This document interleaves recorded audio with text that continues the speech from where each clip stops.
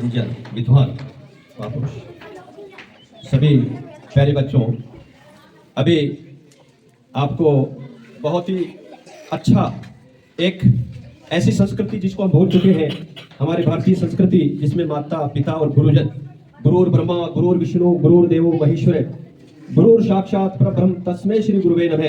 ये एक दोहा नहीं है मात्र, ये एक बहुत बड़ा, इसमें अपने आप में बहुत बड़ा अर्थ है कि ब्रह्मा विष्णु महेश सब गुरुजन ही है। माता पिता और गुरुजन, इनसे बढ़कर दुनिया में कोई चौथी चीज नहीं है। यही इन संत महापुरुषों ने आपको बताया है। आप इनके मार्ग को जो है भूलेंगे नहीं, इन्होंने जो आज बताया है। और एक भारतीय संस्कृति के अनुसार गुरुजनों का, माता पिताओं का किस तरह पूजन होता है, किस तरह उनका जो है आपस में प्रेम बढ़ता है, वो आज आपने प्रत्यक्ष देखा है। बच्चियों के आंसू नहीं रुक रहे हैं, क्योंकि ये है एक असली वात्सल्य, एक प्रेम जो एक माता पिता का अपने बच्चों के प्रति और बच्चों का अपने माता पिता के प्रति होता है। लेकिन ये चीजें अपन अनुभव नहीं कर पाते हैं, हमारे को ऐसा मौका ही नहीं मिल रहा है। जैसे महाराज जी ने बताया कि आज मोबाइल, क्योंकि 3 साल तक का बच्चा ही जो है, जो हमारे संस्कार हैं वो 3 साल तक के बच्चों में बहुत ज्यादा डेवलप होते हैं। 3 साल तक हम क्या बच्चों को सिखाते हैं, वो जिंदगी भर चलता है। वो जो रील भर जाती है वो जिंदगी भर चालू रहती है उसकी। तो इन्होंने बताया कि भाई मोबाइल पकड़ा देते हैं, सही बात है। आज बच्चा रोता है तुरंत मोबाइल दे देंगे उसको, तो हमारे संस्कार तो मर गए। पहले विद्यालय में नैतिक शिक्षा एक सिलेबस हुआ करता था हमारे विद्यालय में, तो उसका एक पीरियड होता था, बच्चों को इस तरह की बातें बताई जाती थी जैसे आज महाराज जी ने बताई। लेकिन आज भौतिकवाद, आधुनिकवाद में ये सारी चीजें कहीं न कहीं खो गई। इसलिए आज जो महाराज जी ने बताया, ये प्रोग्राम आयोजित किया है, इससे आपको ऐसा लग रहा है कि ये वास्तव में हम उस युग में पहुंच गए, ऋषि मुनियों के युग में। जो हमारा भारत देश पहले ऋषि मुनि में आश्रम में बच्चे पढ़ते थे और वो चलता था, वही वास्तव में आज एक उसकी झलक, उसकी एक झलक आज देखने को मिली है कि असली भारत, असली भारतीय संस्कृति आज हमें देखने को मिली है। मैं सभी बच्चों से आग्रह करना चाहूंगा कि इसी तरह आज आने वाली 14 फरवरी को यही दिवस है, मातृ पितृ पूजन दिवस। मुझे आशा है कि आप सभी बच्चे अपने माता पिता को यहाँ विद्यालय में लाएंगे और इसी प्रकार का विस्तृत रूप में अपने एक प्रोग्राम आयोजित करेंगे जिसमें आप अपने माता पिता का इस तरह पूजन करेंगे। कल भी आपको कहा था मैंने कि आप पेरेंट्स को बुला के लाना, लेकिन अधिकतर बच्चे, मैं जानता हूँ यहाँ की परिस्थिति, नहीं आते हैं, पेरेंट्स नहीं आते हैं, क्योंकि उनको पता ही नहीं है बच्चे क्या होते हैं, बच्चों का प्रति प्रेम क्या होता है। वो बच्चों पे कोई ध्यान नहीं कि पैसा कमाना है, सब कुछ यही है आजकल।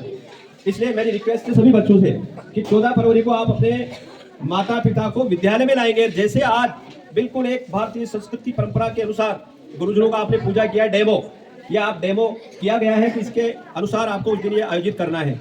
तो एक मैं बाहर से पधारे हुए, हमारे आश्रम आमेर से पधारे हुए और यहाँ से जो हमारे साहब हैं, सरपंच साहब और गणमान्य नागरिक जो पधारे हैं, मैं उनका बहुत तहे दिल से स्वागत और धन्यवाद ज्ञापित करता हूँ कि इस प्रकार के संस्कार अगर आप विद्यालयों में, ये ननिहाल बच्चों में अगर देते रहोगे तो भारतीय संस्कृति फिर एक बार उत्कर्ष चरम सीमा पे पहुंच जाएगी। मैं ऐसी आशा करता हूं कि आप वास्तव में बहुत अच्छा कार्य कर रहे हैं। लोग इसको पता नहीं क्या माने क्या नहीं माने, मेरी दृष्टि में एक वास्तविक एक भारत को जो आवश्यकता है आज की तारीख में, वो होना चाहिए। यही प्रोग्राम हर विद्यालय में होना चाहिए, ताकि इनको, और हर विद्यालय में रोज होना चाहिए। ये तो भूल गए हमारी भारतीय संस्कृति को आज के बच्चे। अदरवाइज माता पिता का तो सुबह उठते ही प्रणाम, चरण स्पर्श, फिर विद्यालय है। इन्होंने अभी बताया कि बच्चे कहना नहीं मानते। वास्तव में यही है कि हम संस्कृति को भूल चुके हैं। हमारे संस्कार पैदा होते हैं, हमारे संस्कार पाश्चात्य संस्कृति के संस्कार पैदा होते, हम उठते टीवी देखते हैं, मोबाइल देखते हैं, तो सारे संस्कार हमारे लुप्त हो चुके हैं।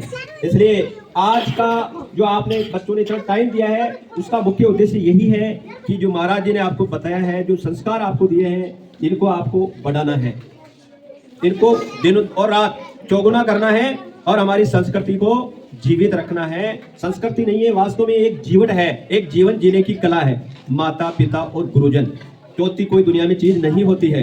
अगर आप इन तीनों चीजों का भी पालन कर लोगे, तीनों का भी अगर कहना मान लो, तीनों के भी आज्ञा का पालन कर लो, तो जीवन में आप बहुत बड़े सफलता प्राप्त करोगे। आप बिना गुरुजन, बिना माता पिता के आशीर्वाद के आप कुछ नहीं कर पाएंगे। ये प्रत्यक्ष है।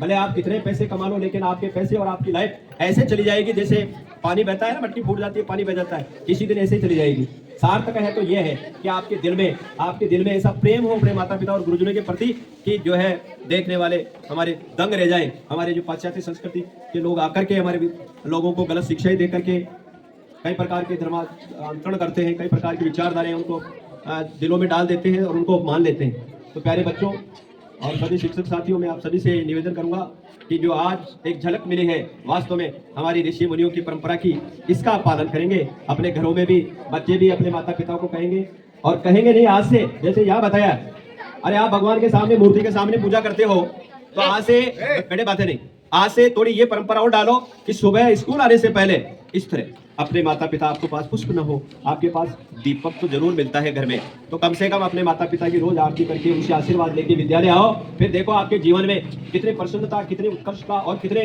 उन्नति आपके जीवन में हो जाएगी। करके तो देखो आप 10 दिन, 15 दिन, 20 दिन, फिर इसका रिजल्ट देखना, प्रतिफल देखना क्या मिलता है। लेकिन हमने कभी किया ही नहीं, हम इस बात को भूल गए।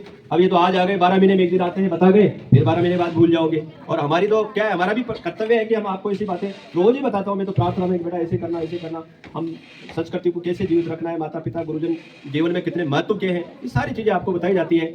लेकिन आप तो वही क्या है, टीवी और मोबाइल जो आपको बिगाड़ के रखा है। और भारतीय पाश्चात्य संस्कृति इतनी भर गई, इतनी हावी हो गई, अंदर से दिमाग में जगह ही नहीं है बच्चों के। तो उस चीजों को आप बाहर निकालो पहले, और भारतीय संस्कृति और ये जो वात्सल्य, प्रेम, माता पिता और गुरुजनों का पूजन, ये जो विधियां बताइए, ये आपको अपनानी है, और इसी के आधार पे आपका भला होगा। बेटा ये भौतिकवाद है, ये आध्यात्मिकवाद है, ये जो अपन पढ़ाई कर रहे हैं ना आजकल, ये तो केवल एक पैसे कमाने और पेट भरने की कला है। लेकिन आपके आध्यात्मिक जीवन की अगर उन्नति प्राप्त करनी है, आपको एक पैसों के साथ साथ अगर आपके जीवन में धर्म भी आ जाए तो आपका जीवन बहुत अच्छा गुजरेगा, बहुत अच्छा। जिस व्यक्ति के पास पैसा है और धर्म नहीं है, उसका जीवन बर्बाद हो जाता है। जिस व्यक्ति के पास पैसा भी है और धर्म भी है, वो दोनों का तालमेल करके उन पैसों को इस तरीके से खर्च करता है कि उसका जीवन का खुद का भी धन्य होता है और दूसरे लोगों का जीवन भी धन्य हो जाता है। इसलिए प्यारे बच्चों, आज से ये संस्कृति अपने घरों में अपनाएंगे। अपने माता पिता की कम से कम इतना भी नहीं हो सके तो चरण स्पर्श करके जरूर आना है। और यहाँ विद्यालय में पैर रखते ही सबसे पहले गुरुजनों का प्रणाम, गुरुजनों का चरण स्पर्श। आज नमस्कार करेगा, चलते सर नमस्ते, ये कोई प्रणाम होता है, सर नमस्ते। ऐसी संस्कृति आ गई, ये पाश्चात्य संस्कृति है। जबकि संस्कृति होती है गुरु के चरणों में झुक करके प्रणाम करना। ठीक है ना? माता पिता को भी प्रणाम करते हैं आजकल। कैसे करते हैं? ऐसे करते हैं। कोई घर पे अतिथि आता है तो ऐसे ऐसे, ये प्रणाम है 4 फीट की दूरी पे। चरण कहाँ है, हाथ कहाँ है, ये है पाश्चात्य संस्कृति। यानी बच्चों इसको भूलो, और चरणों में ही वास्तव में नमन करना है। गर्दन को झुकाने का मतलब होता है अहंकार को नष्ट करना। चरण स्पर्श करने से क्या होता है, सबसे बड़ा फायदा कि हमारे अंदर जो ईगो है, हमारे अंदर जो अहंकार है, वो खत्म होता है। मतलब आपने पढ़ा होगा, आपने दोहे पढ़े होंगे कबीर जी के, बहुत आया है कि चरण झुकाने से, साष्टांग दंडवत प्रणाम करने से हमारा जो ईगो है, हमारा जो अहंकार है, वो नष्ट हो जाता है। तो ये आपसे एक नई संस्कृति अपने विद्यालय में शुरू हो जानी चाहिए कि सब गुरुजनों को आते ही चरण स्पर्श करेंगे। भले दूर से करो, बच्चियां हैं दूर से कर लो, बच्चे हैं आराम से करो, लेकिन करना है। ये संस्कृति है हमारी। तभी तो आज गुरु और शिष्य के बीच में दूरी बढ़ गई। गुरु को आप गुरु नहीं मानते हैं और गुरु शिष्य को शिष्य नहीं मानता है। क्यों?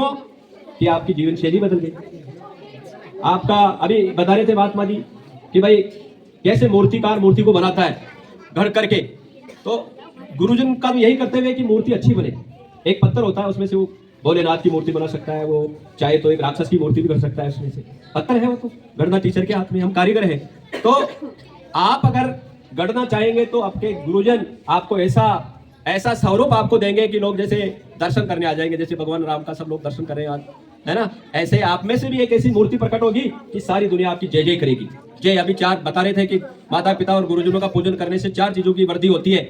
आप बच्चों ने बताया भी, है ना? तो वो चीजें वास्तव में ही मिलती है। ये कोई पढ़ाने और पढ़ने की बातें नहीं है, ये वास्तविकता है। तो मैं एक बार फिर हमारे सभी शिक्षक साथियों को और बाहर से पधारे हमारे सज्जन और गुरुजनों को, हमारे सरपंच साहब को और सारे बच्चों को मैं तहे दिल से धन्यवाद देना चाहूँगा कि आपने बड़े प्रेम से इस कार्यक्रम को सुना और जीवन में उतारने का आप कष्ट करेंगे, ताकि इनका जो आज एक समय निकाल करके इन लोगों ने एक निस्वार्थ भाव से देश की सेवा कर रहे हैं, तो उसके लिए आप तहे दिल से आप एक बार मेरी तरफ से इन लोगों के लिए तालियों से इनका स्वागत करेंगे और हमारे भारतीय संस्कृति को इसी तरह जीवित रखेंगे।